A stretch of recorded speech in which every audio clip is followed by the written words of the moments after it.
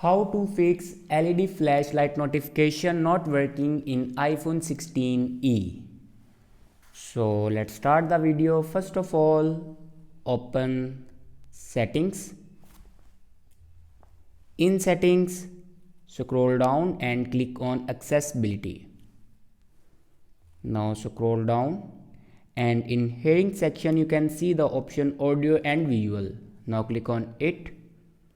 And then scroll down in last and click on LED flash for alerts. If you turn this button off, then turn it on. After turning this button on, your problem will be fixed.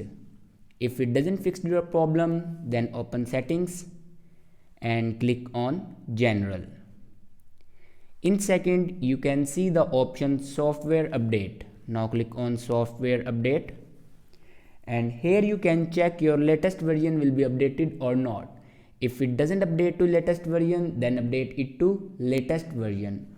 After updating a latest version, your problem will be fixed. If it doesn't fix your problem, then scroll down and click on general and click on transfer or reset iPhone. Now click on reset. On top you can see the option reset all settings. Now click on it and here enter your passcode to reset all the settings. It will reset all the settings but never destroy any other data like photos, videos and other data.